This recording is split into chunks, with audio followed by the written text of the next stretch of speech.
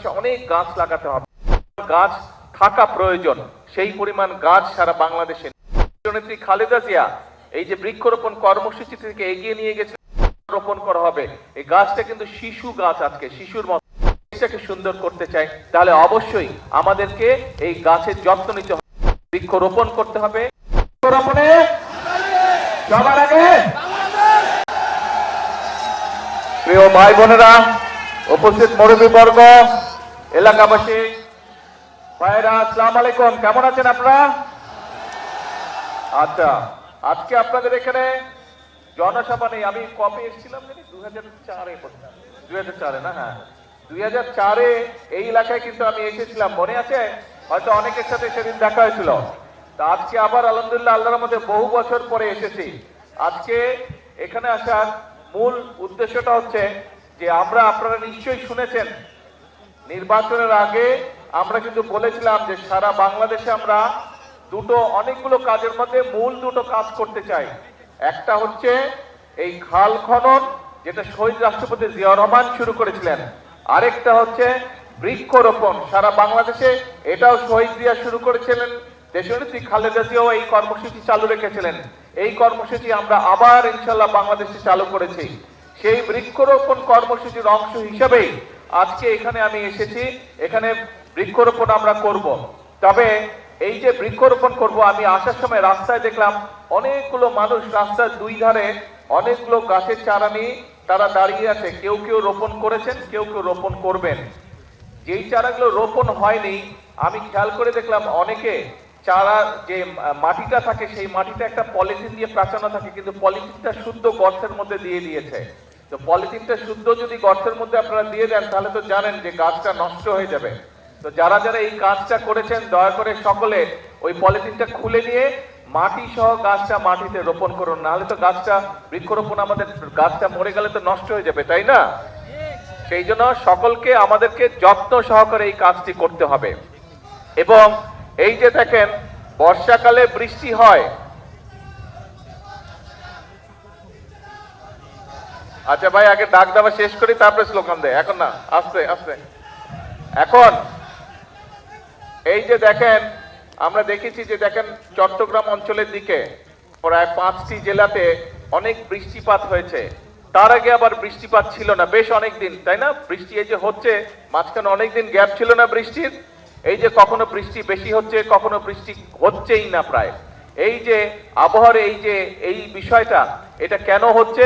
কারণ সারা পৃথিবীতেই আবহাওয়ার সমস্যা হচ্ছে, কিন্তু বাংলাদেশে বেশি হচ্ছে এই কারণে যে আগে আমরা যখন ছোট ছিলাম তখন শীতকালে যতটা শীত পড়তো, এখানে অনেক মুরব্বী আছে, মুরব্বীরা ভালো বলতে পারবেন যে এখন কিন্তু আগের মতন শীত পড়ে না, এখন আগের মতন শীত পড়ে না।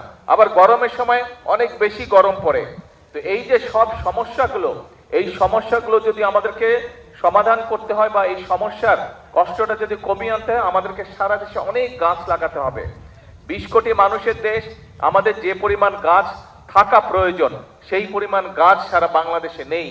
এবং সে কারণেই শহীদ জিয়া যে কর্মসূচিটি শুরু করেছিলেন, দেশনেত্রী খালেদা জিয়া এই যে বৃক্ষরোপণ কর্মসূচি থেকে এগিয়ে নিয়ে গেছিলেন, আমরাও বর্তমানে বিএনপি দেশ পরিচালনার দায়িত্বে আছে, আমরা অনেকগুলো কর্মসূচির পাশাপাশি আমাদের এই কর্মসূচিটাকেও সারা দেশে আমরা এই কর্মসূচিটা চালু রাখতে চাই। এবং ইনশাআল্লাহ আগামী 5 বছরে আমাদের পরিকল্পনা হচ্ছে যে আমরা 25 কোটি গাছ, আমরা আগামী 5 বছরে সারা দেশে 25 কোটি গাছের চারা আমরা রোপণ করব।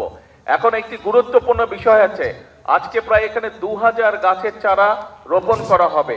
যারা যারা যে গাছের চারাটি রোপণ করবেন, আপনাদের দায়িত্ব কিন্তু আজকে রোপণ করে চলে গেলেই কিন্তু, শুধু রোপণ করলেই কিন্তু কাজ শেষ হয়ে যাচ্ছে না।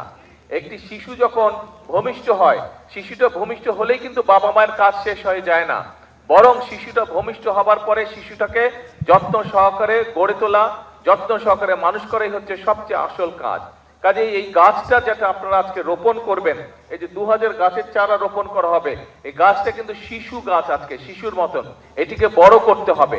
কাজেই যারা যারা গাছের চারাটি রোপণ করবেন তাদের কাছে আমার অনুরোধ থাকবে, এবং যেই বাড়ির সামনে গাছটি রোপণ করা হচ্ছে সেই বাড়িতে যারা বসবাস করবেন অথবা আশেপাশে যদি দোকান থাকে, প্রত্যেকের কাছে আমার অনুরোধ থাকবে, আহ্বান থাকবে যে গাছটি একটা সাইজে বড় না হওয়া পর্যন্ত দয়া করে গাছটিকে যে যতটুকু পারেন যেভাবে পারেন গাছটিকে দয়া করে যত্ন করবেন যাতে গাছটি বড় হতে পারে, কারণ এই গাছটি যদি বড় হয় আপনি বুক ভরে শ্বাস নিতে পারবেন।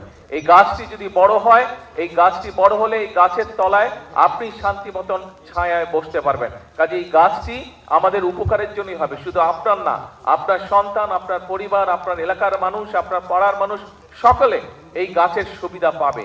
গাছটি গরমকালে যখন গাছটি বড় হবে, গরমকালে যখন বাতাস হবে গাছটিতে, সেই বাতাসের যে শান্তির স্পর্শ বাতাস সেটিও আপনি পাবেন। কাজেই আসুন, আমরা যদি আমাদের এলাকাটাকে সুন্দর করতে চাই, আমরা যদি আমাদের দেশটাকে সুন্দর করতে চাই, তাহলে অবশ্যই আমাদেরকে এই গাছের যত্ন নিতে হবে, বৃক্ষ রোপণ করতে হবে। এই বৃক্ষটি বড় হলে যাতে এই বৃক্ষের সুবিধা সকলে পায়, প্রত্যেকটি মানুষ পায়, ওই বৃক্ষের আশেপাশে যারা বসবাস করেন প্রত্যেকটি মানুষ যাতে সেই বৃক্ষের সুবিধাটা পায়, আমাদেরকে সেটাই চেষ্টা করতে হবে। আসুন, আল্লাহর নাম নিয়ে বিসমিল্লাহ বলে আমি আমার চারাটি রোপণ করছি। যারা যারা এখনো রোপণ করেননি তাদেরকে অনুরোধ করব, কিন্তু মূল কথা হচ্ছে যে শুধু আজকে রোপণ করে চলে গেলেই হবে না, গাছটির যত্ন নিতে হবে যাতে গাছটি বড় হতে পারে। আপনি যেরকম সন্তানকে দেখেন বড় হতে, সন্তান যত বড় হয় আপনার বুকটা ভরে উঠে আনন্দে, ঠিক এই গাছটি যারা যারা রোপণ করছেন বা গাছের যাদের দোকানপাট, বাসা বাড়ির আশেপাশে বা সামনে এই গাছের চারাটি রোপণ করার পরে গাছটি যখন বড় হবে, দেখবেন সন্তান বড় হওয়ার যে আনন্দ, ঠিক গাছটি যখন যত বড় হবে দেখবেন একই রকম আপনি আনন্দ পাবেন। আসুন, আল্লাহ দেওয়া এই নিয়ামত, এই আনন্দটি আমরা আজকে সকলে ভাগ করে নিই। হ্যাঁ, আপনারা আজকে যারা 2500, 2000 না, এখানে 2500 গাছ রোপণ করা হবে। যারা 2500 গাছের চারা রোপণ করবেন তাদের সকলকে আমি অনুরোধ করব, আসুন সুন্দরভাবে আমরা চারাটি রোপণ করি, আমরা একসাথে আজকে 2500 চারা রোপণ করি আগামী 2 মিনিটের মধ্যে। হ্যাঁ, আচ্ছা, বৃক্ষরোপণ উপলক্ষে একটা সুন্দর স্লোগান আমরা তৈরি করেছি, বৃক্ষরোপণে সাজাই দেশ সবার আগে, বৃক্ষরোপণে জোরে, বৃক্ষরোপণে সবার আগে, হলো না, আরো জোরে বলতে হবে, বৃক্ষরোপণে সবার আগে। হ্যাঁ, আসেন বিসমিল্লাহ বলে আমরা গাছের চারাটি রোপণ করি।